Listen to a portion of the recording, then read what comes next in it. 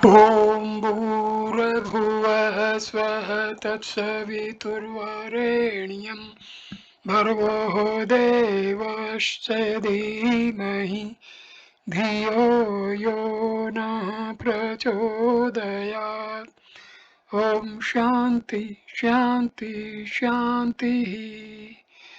नमस्ते मेरे प्यारे दोस्तों, ये भगवान श्री रामकृष्ण परमहंस के वचनामृत का 25वां वीडियो है। इसको हम शुरू करते हैं परिच्छेद 62 दक्षिणेश्वर में अंतरंग भक्तों के साथ।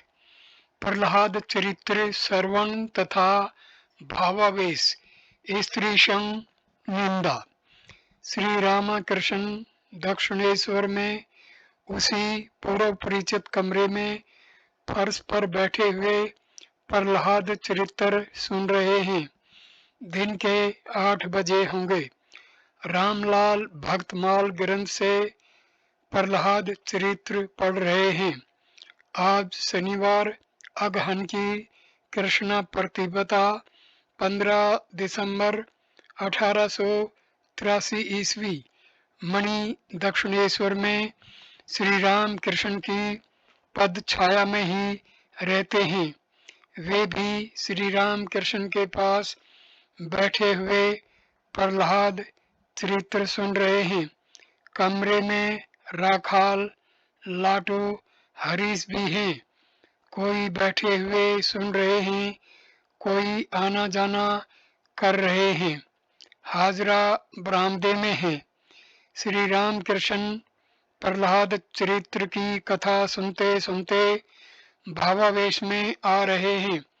जब हिरण्यकशिपु का वध हुआ तब नरसिंह की रुद्र मूर्ति देख और उनका सिंहनाद सुनकर ब्रह्मादि देवताओं ने प्रलय की आशंका से प्रहलाद को ही उनके पास भेज दिया।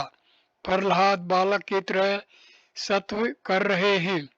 भक्त वत्सल नरसिंह बड़े प्रेम से प्रहलाद की देह पर जीभ फिरा रहे हैं। आह, भक्त पर कैसा प्यार है, कहते हुए श्री राम कृष्ण भाव समाधि में लीन हो गए। देह निस्पंद हो गई है। आंखों की कोरों में प्रेमाश्रु दिखाई पड़ रहे हैं। भाव का उपशम हो जाने पर श्री राम कृष्ण उसी छोटे तख्त पर जा बैठे। मणि फरस पर उनके चरणों के पास बैठे। श्री राम कृष्ण उनसे बातचीत कर रहे हैं। ईश्वर के मार्ग पर रहकर जो लोग स्त्री संग करते हैं उनके प्रति श्री राम कृष्ण घृणा और क्रोध प्रकट कर रहे हैं। श्री राम कृष्ण, लाज भी नहीं आती, लड़के हो गए फिर भी स्त्री संग घृणा भी नहीं होती। पशुओं का सा व्यवहार, लार खून मल मूत्र, इन पर घृणा भी नहीं होती। जो ईश्वर के पाद पद्यों की चिंता करता है उसे परम सुंदरी स्त्री भी चिता भस्म के समान जान पड़ती है। जो शरीर नहीं रहेगा, जिसके भीतर कर्मी कलेद सलेस्मा सब तरह की नापाक चीजें भरी हुई हैं, उसी को लेकर आनंद लज्जा भी नहीं आती। मणि चुपचाप सिर झुकाए हुए श्री रामकृष्ण फिर कहने लगे, उनके प्रेम का एक बिंदु भी यदि किसी को मिल गया तो कामिनी कांचन अत्यंत तुच्छ जान पड़ते हैं। जब मिश्री का शरबत मिल जाता है तब गुड़ का शरबत नहीं सुहाता। व्याकुल होकर उनसे प्रार्थना करने पर, उनके नाम गुण का सदा कीर्तन करने पर कर्म से उन पर वैसा ही प्यार हो जाता है। यह कहकर श्री राम कृष्ण प्रेमोन्मत्त हो कमरे के भीतर नाचते हुए टहलने लगे और गाने लगे। भावार्थ: स्वर ध्वनि के तट पर कौन हरि नाम ले रहा है? शायद प्रेमदाता नित्यानंद आए हैं। उनके बिना उनके बिना प्राण कैसे शीतल हों। करीब 10 बजे होंगे। रामलाल ने काली मंदिर की नित्य पूजा समाप्त कर दी है। श्री राम कृष्ण माता के दर्शन करने के लिए काली मंदिर जा रहे हैं। 7 मणि भी हैं। मंदिर में प्रवेश कर श्री राम कृष्ण आसन पर बैठ गए। माता के चरणों पर 2-1 फूल उन्होंने अर्पित किए। अपने मस्तिष्क पर फूल रखकर ध्यान कर रहे हैं। अब गीत गाकर माता की स्तुति करने लगे। हे शंकरी, मैंने सुना है तुम्हारा नाम भवहरा भी है। इसीलिए माँ, मैंने तुम्हें अपना भार दे दिया है। तुम तारो चाहे न तारो। श्री राम कृष्ण काली मंदिर से लौटकर अपने कमरे के दक्षिण पूर्व वाले बरामदे में बैठे। दिन के 10 बजे का समय होगा। अब भी देवताओं का भोग या भोग आरती नहीं हुई। माता काली और श्री राधाकांत के प्रसादी फल मूल आदि से कुछ लेकर श्री रामकृष्ण ने थोड़ा जलपान किया। राखाल आदि भक्तों को भी थोड़ा थोड़ा प्रसाद मिल चुका है। श्री राम कृष्ण के पास बैठे हुए राखाल स्माइल्स सेल्फ हेल्प पढ़ रहे हैं। लॉर्ड अर्स्किन के संबंध में। श्री राम कृष्ण मास्टर से, इसमें क्या लिखा है? मास्टर साहब, फल की आकांक्षा न करके कर्तव्य कर्म करते थे, यही लिखा है, निष्काम कर्म। श्री राम कृष्ण, तब तो अच्छा है, परंतु पूर्ण ज्ञान का लक्षण है कि एक भी पुस्तक साथ न रहेगी। जैसे सुखदेव, उनका सब कुछ जिह्वा पर। पुस्तकों और शास्त्रों में शक्कर के साथ बालू भी मिली हुई है। साधु शक्कर भर का हिस्सा ले लेता है, बालू छोड़ देता है। साधु सार भार लेता है। सुखदेव आदि का नाम लेकर क्या ठाकुर अपनी अवस्था समझाना चाहते हैं? वैश्वचरण कीर्तन गाने वाले आए हुए हैं। उन्होंने सुबोल मिलन नाम का कीर्तन गाकर सुनाया। कुछ देर बाद रामलाल ने थाली में श्री राम कृष्ण के लिए प्रसाद ला दिया। प्रसाद पाकर श्री राम कृष्ण थोड़ा विश्राम करने लगे। रात में मणि नौबत खाने में सोए। श्री माता जी जब श्री राम कृष्ण की सेवा के लिए आती थी, तब इसी नौबत खाने में रहती थी। कुछ मास वे कामार पुकुर गई हैं। परिच्छेद 63 ईश्वर दर्शन के उपाय भाग 1। श्री राम कृष्ण मणि के साथ पश्चिम वाले गोल बरामदे में बैठे हैं। सामने दक्षिण वाहिनी भागीरथी है। पास ही कनेर, बेला, जूही, गुलाब, कृष्णचूड़ा आदि अनेक प्रकार के फूले हुए पेड़ हैं। दिन के 10 बजे होंगे। आज रविवार अगहन की कृष्णा द्वितीया है, 16 दिसंबर 1883। श्री राम कृष्ण मणि को देख रहे हैं और गा रहे हैं। भावार्थ: माँ तारा, मुझे तारना होगा, मैं शरणागत हूँ। पिंजड़े के पक्षी जैसी मेरी दशा हो रही है। मैंने असंख्य अपराध किए हैं। मैं ज्ञानहीन हूँ। मैं माया में मोहित हुआ व्यर्थ भटकता फिर रहा हूँ। बछड़ा खो जाने पर गाय की जो दशा होती है, वही दशा मेरी भी है। सीता की तरह व्याकुलता। श्री राम कृष्ण क्यों पिंजड़े की चिड़िया की तरह क्यों हो गए? छी! कहते ही कहते भावावेश में आ गए। शरीर मन सब शिथिल है। आंखों से धारा बह चली है।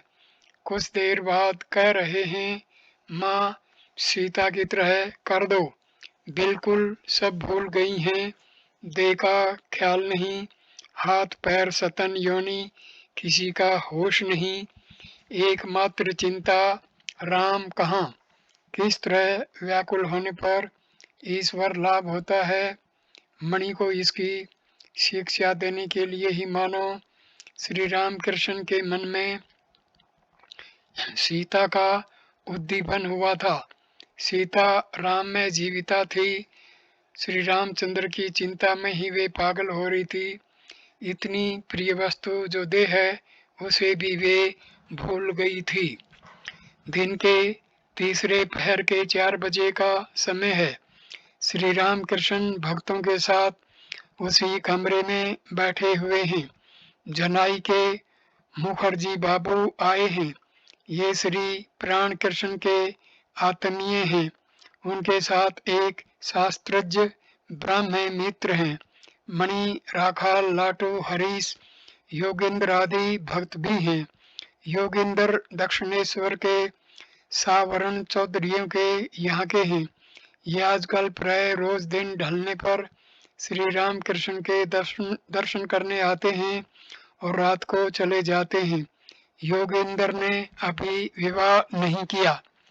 मुखर्जी प्रणाम करके, आपके दर्शन से बड़ा आनंद हुआ। श्री राम कृष्ण वे सभी के भीतर हैं, वही सोना सबके भीतर है। कहीं प्रकाश अधिक है, संसार में उस सोने पर बहुत मिट्टी पड़ी रहती है। मुखर्जी से, महाराज ऐहिक और पारमार्थिक में अंतर क्या है? श्री राम कृष्ण साधना के समय नीति नीति करके त्याग करना पड़ता है। उन्हें पा लेने पर समझ में आता है सब कुछ वही हुए हैं। जब श्री रामचंद्र को वैराग्य हुआ तब दशरथ को बड़ी चिंता हुई। वे वशिष्ठ जी की शरण में गए, जिससे राम संसार का त्याग न करें। वशिष्ठ जी ने श्री रामचंद्र जी के पास जाकर देखा, वे विमनस्क हुए बैठे हैं, अंतर तीव्र वैराग्य से भरा हुआ है। वशिष्ठ जी ने कहा, राम, तुम संसार का त्याग क्यों करोगे? संसार क्या कोई उनसे अलग वस्तु है? मेरे साथ विचार करो। राम ने देखा संसार भी उसी पर ब्रह्म से हुआ है, इसलिए चुपचाप बैठे रहे। जैसे जिस चीज से मट्ठा होता है उसी से मक्खन भी होता है, अतएव मट्ठे का ही मक्खन और मक्खन का ही मट्ठा कहना चाहिए। बड़ी कठिनाइयों से मक्खन उठा लेने पर अर्थात ब्रह्म ज्ञान होने पर देखोगे मक्खन रहने से मट्ठा भी है। जहाँ मक्खन है वहीं मट्ठा है, ब्रह्म है। इस ज्ञान के रहने से जीव जगत चतुर्विष्टि तत्व भी हैं। ब्रह्म क्या वस्तु है यह कोई मुंह से नहीं कह सकता। सब वस्तुएं झूठी हो गई हैं, अर्थात मुंह से कही जा चुकी हैं, परंतु ब्रह्म क्या है यह कोई मुंह से नहीं कह सका, इसीलिए वह झूठा नहीं हुआ। यह बात मैंने विद्यासागर से कही थी। विद्यासागर सुनकर बड़े प्रसन्न हुए। विषय बुद्धि का लेस मात्र रहते हुए भी यह ब्रह्म ज्ञान नहीं होता। कामिनी कांचन का भाव जब मन में बिल्कुल न रहेगा तब होगा।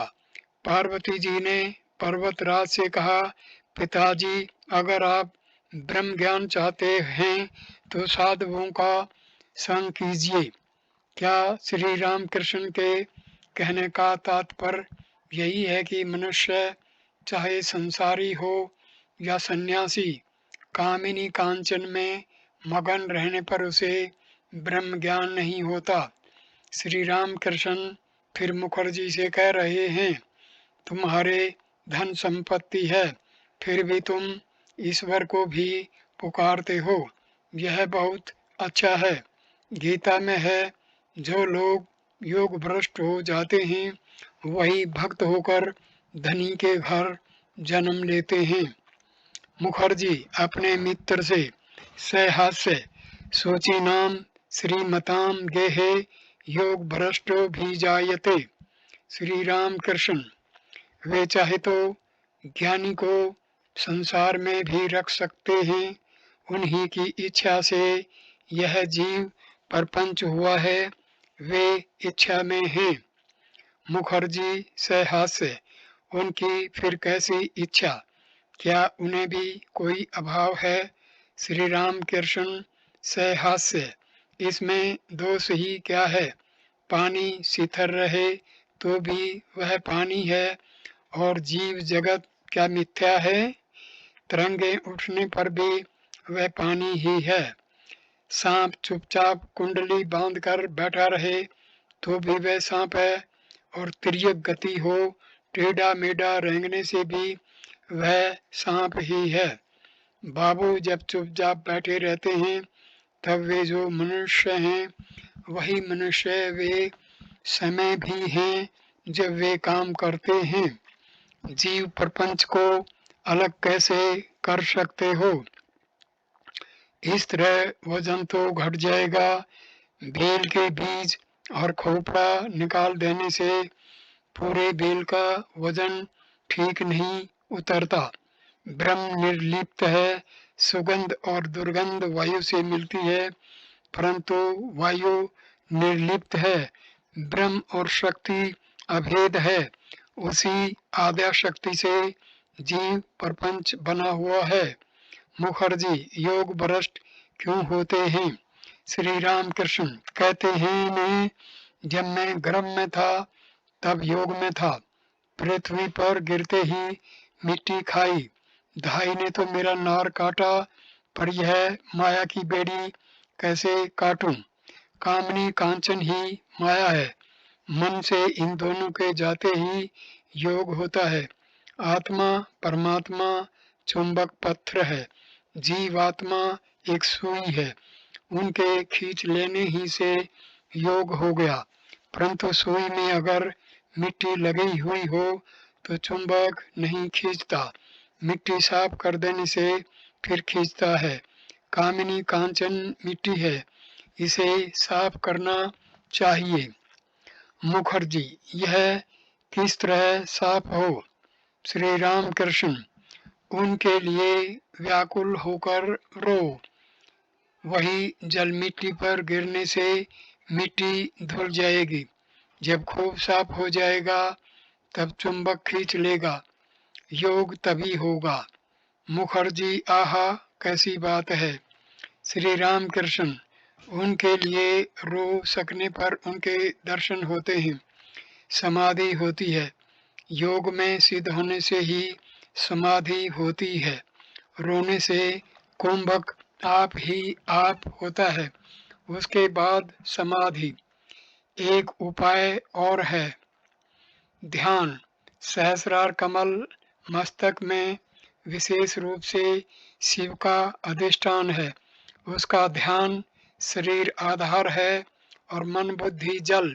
इस पानी पर उस सच्चिदानंद सूर्य का बिंब गिरता है, उसी बिंब सूर्य का ध्यान करते करते उनकी कृपा से यथार्थ सूर्य के भी दर्शन होते हैं। साधु संग करो और आम मुख्तारी दे दो, परंतु संसारी मनुष्यों के लिए तो सदा ही साधु संग की आवश्यकता है।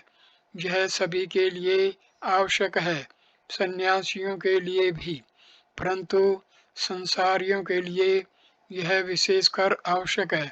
उन्हें रोग लगा ही हुआ है, कामिनी कांचन में सदा ही रहना पड़ता है। मुखर्जी जी हाँ, रोग लगा ही हुआ है।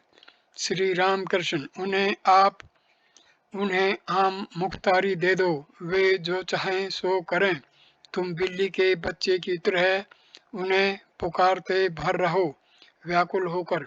उसकी माँ उसे चाहे जहाँ रखे, वह कुछ भी नहीं जानता, कभी बिस्तर पर रखती है तो कभी रसोई घर में। मुखर्जी, गीता आदि शास्त्र पढ़ना अच्छा है। श्री राम कृष्ण, केवल पढ़ने सुनने से क्या होगा? किसी ने दूध का नाम मात्र सुना है, किसी ने दूध देखा है और किसी ने दूध पिया है।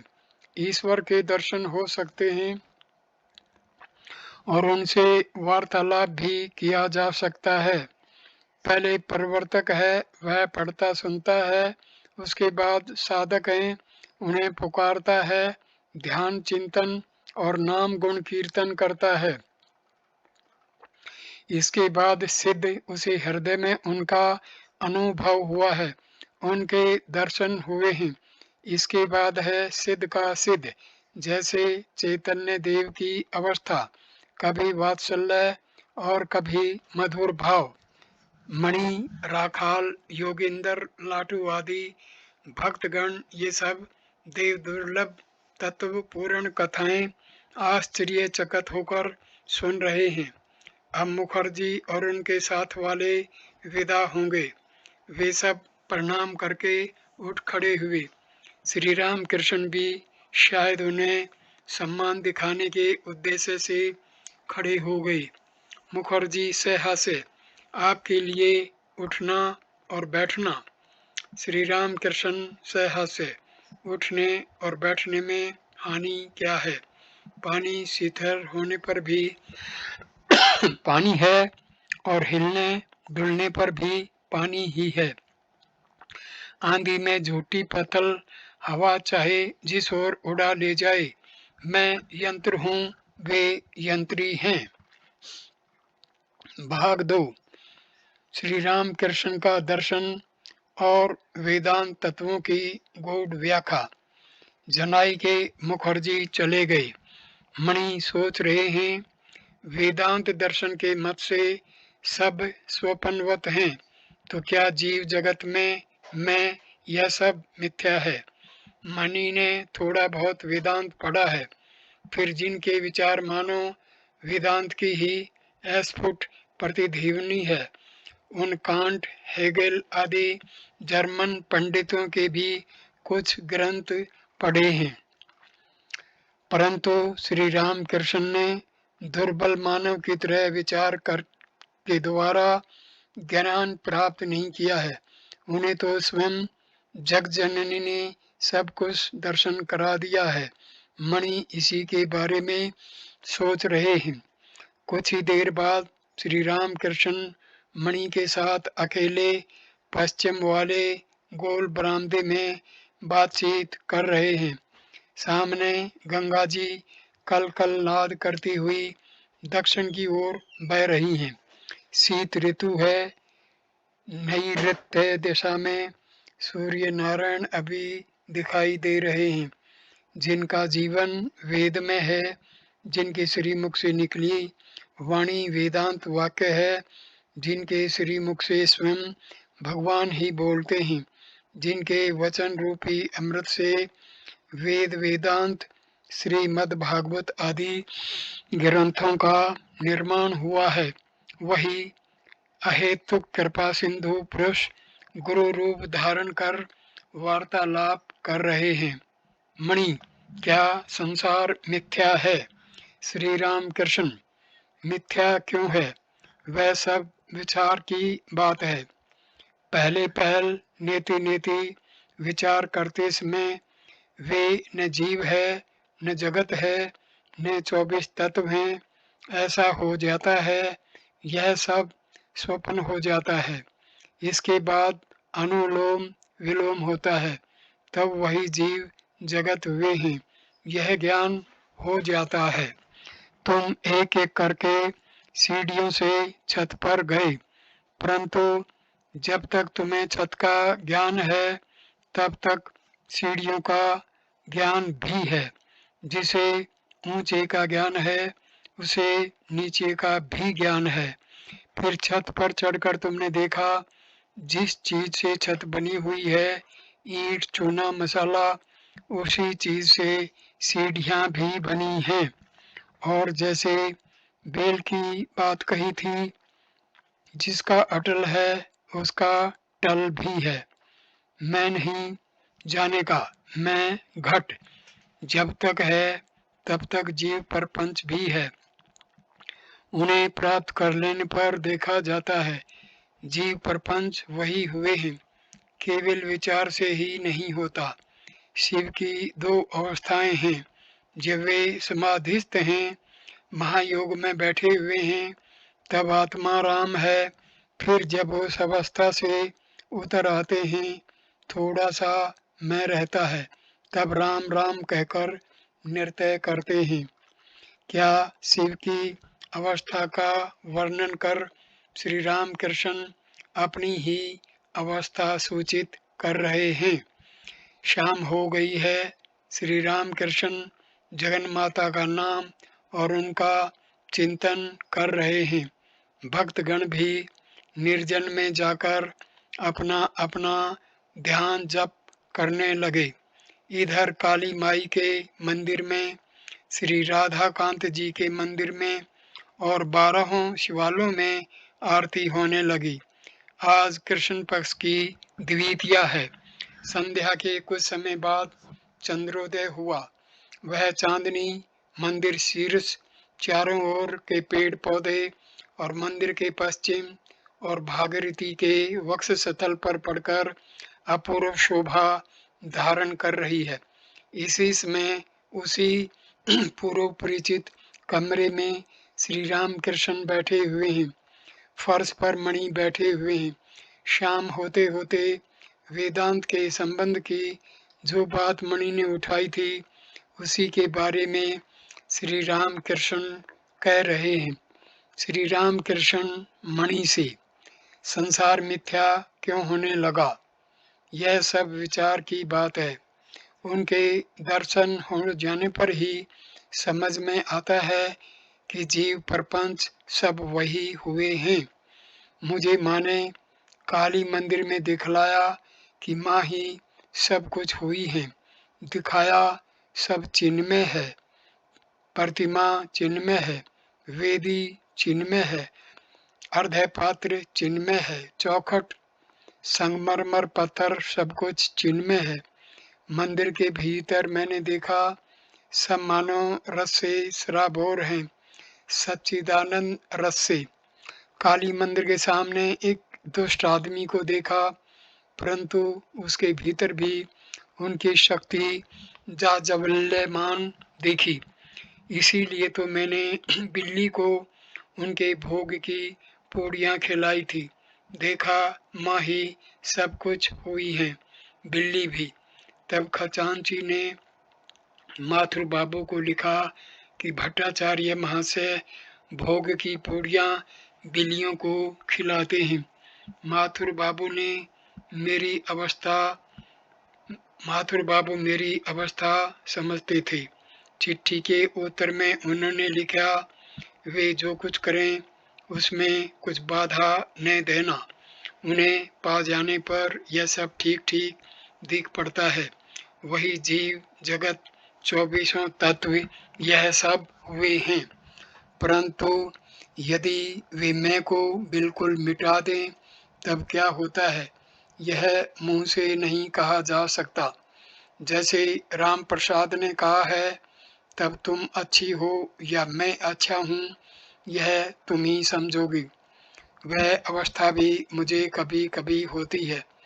विचार करने से एक तरह का दर्शन होता है और जब वे दिखा देते हैं तब एक दूसरे का। परिच्छेद 64 जीवनोद्देश्य ईश्वर दर्शन। दूसरे दिन सोमवार 17 दिसंबर 1883 सवेरे 8 बजे का समय होगा। श्री राम कृष्ण उसी कमरे में बैठे हुए हैं। राखाल लाटोवादी भक्त भी हैं। मणि फर्श पर बैठे हैं। मधु डॉक्टर भी आए हुए हैं। वे श्री राम कृष्ण के पास उसी छोटी घाट पर बैठे हैं। मधु डॉक्टर वयोवृद्ध हैं। श्री राम कृष्ण को कोई बीमारी होने पर प्राय ये आकर देख जाया करते हैं। स्वभाव के बड़े रसिक हैं।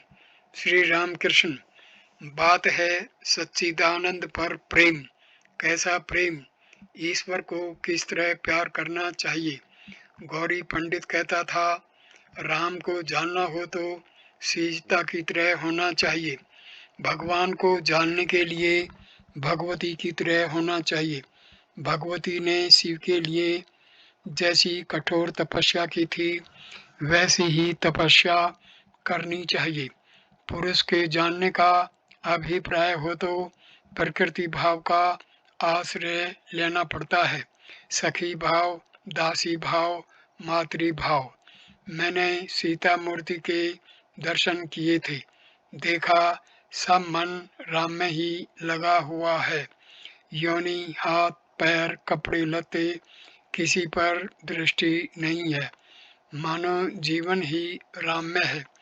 राम के बिना रहे, राम को बिना पाए जी नहीं सकती। मणि, जी हाँ, जैसे पगली। श्री राम कृष्ण उन्मादिनी, आह, ईश्वर को प्राप्त करना हो तो पागल होना पड़ता है। कामनी कांचन पर मणि के रहने से नहीं होता, कामनी के साथ रमन, इसमें क्या सुख है। ईश्वर दर्शन होने पर रमन सुख से करोड़ गुना आनंद होता है। गौरी कहता था, महाभाव होने पर शरीर के सब छिद्र रोमकूप भी महायोनि हो जाते हैं। एक एक छिद्र में आत्मा के साथ आत्मा का रमण सुख होता है। व्याकुल होकर उन्हें पुकारना चाहिए, गुरु के श्रीमुख से सुन लेना चाहिए कि वे क्या करने से मिलेंगे। गुरु तभी मार्ग बतला सकेंगे जब वे स्वयं पूर्ण ज्ञानी होंगे।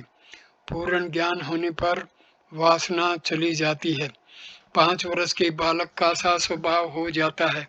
दत्तात्रेय और जड़ भरत ये बाल स्वभाव के थे।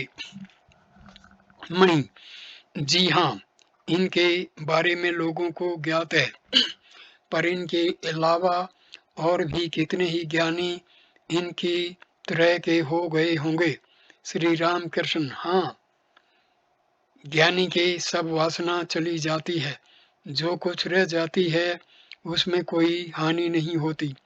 पारस पत्थर के छू जाने पर तलवार सोने की हो जाती है, फिर उसी तलवार से हिंसा का काम नहीं होता। इसी तरह ज्ञानी में काम क्रोध का आकार मात्र रहता है, नाम मात्र, उससे कोई अनर्थ नहीं होता। मणि, आप जैसा कहा करते हैं, ज्ञानी तीनों गुणों से परे हो जाता है, सत्व, रज और तम, किसी गुण के वश में वह नहीं रहता। ये तीनों गुण डकैत हैं। श्री राम कृष्ण, इस बात की धारणा करनी चाहिए। मणि, पूर्ण ज्ञानी संसार में शायद 3-4 मनुष्यों से अधिक ने होंगे। श्री राम कृष्ण, क्यों? पश्चिम के मठों में तो बहुत से साधु सन्यासी दिख पड़ते हैं। मणि जी, इस तरह का सन्यासी तो मैं भी हो जाऊं। इस बात पर श्री राम कृष्ण कुछ देर तक मणि की ओर देखते रहे। श्री राम कृष्ण मणि से, क्या सब कुछ त्याग कर? मणि, माया के बिना गए क्या होगा? माया को जीतने पाया तो केवल सन्यासी होकर क्या होगा? सब लोग कुछ समय तक चुप रहे। त्रिगुणातीत भक्त बालक के समान। मणि, अच्छा, त्रिगुणातीत भक्ति किसे कहते हैं? श्री राम कृष्ण, उस भक्ति के होने पर भक्त सब चिन्ह में देखता है, चिन्ह में श्याम, चिन्ह में धाम, भक्त भी चिन्ह में, सब चिन्ह में। ऐसी भक्ति कम लोगों की होती है। डॉक्टर मधु सहस्य, त्रिगुणातीत भक्ति अर्थात भक्त किसी गुण के वश नहीं। श्री राम कृष्ण सहस्य, हाँ, जैसे 5 साल का लड़का किसी गुण के वश नहीं। दोपहर को भोजन के बाद श्री राम कृष्ण थोड़ा विश्राम कर रहे हैं। श्री मणिलाल मल्लिक ने आकर प्रणाम किया, फिर जमीन पर बैठ गए। मणि भी जमीन पर बैठे हुए हैं। श्री राम कृष्ण लेटे लेटे ही मणि मल्लिक के साथ बीच बीच में एक एक बात कह रहे हैं। मणि मल्लिक, आप केशव सेन को देखने गए थे, श्री राम कृष्ण, हाँ अब वे कैसे हैं? मणि मल्लिक, रोग कुछ घटता हुआ देख नहीं पड़ता। मणि मल्लिक, रोग कुछ घटता हुआ नहीं देख पड़ता। श्री राम कृष्ण, मैंने देखा बड़ा रासिक है, मुझे बड़ी देर तक बैठा रखा, तब भेंट हुई। श्री राम कृष्ण उठकर बैठ गए और भक्तों के साथ बातचीत करने लगे। श्री राम कृष्ण मणि से, मैं राम राम कहकर पागल हो गया था।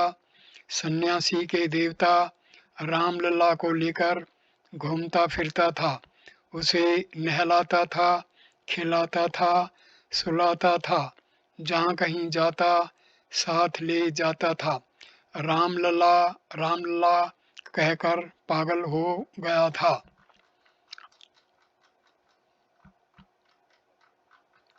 परिच्छेद 65 भक्तों के साथ भाग 1।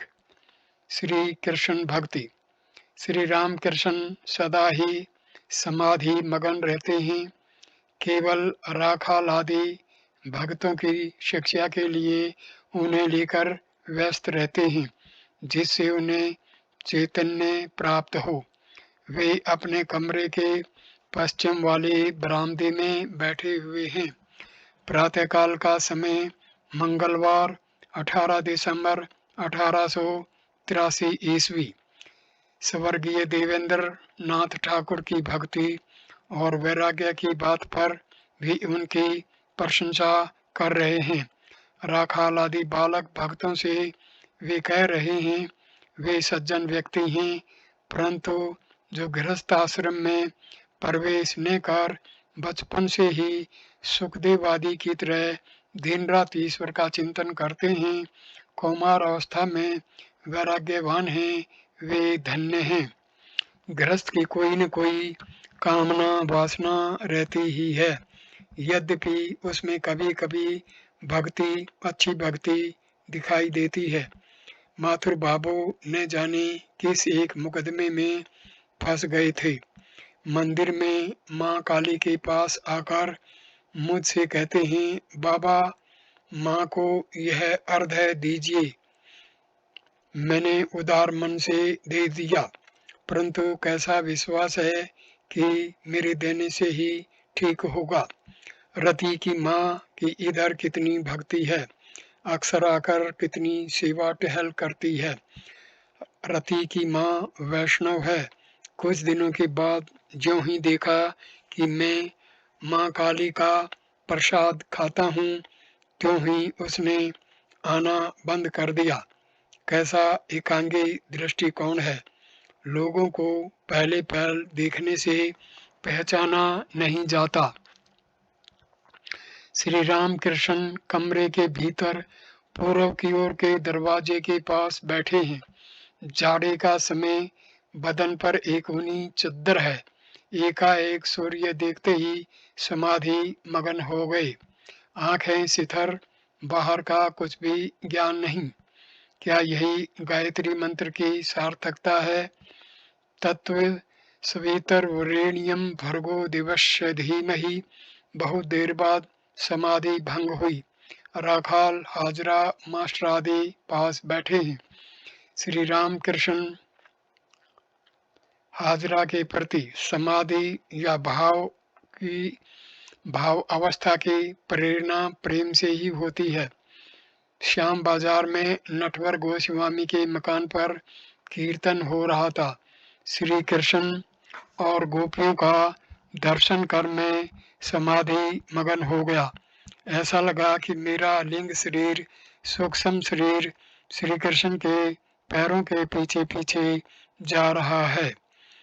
जोड़ा सांको हरि सभा में उसी प्रकार कीर्तन के समय समाधिस्थ होकर बाह्य शून्य हो गया था।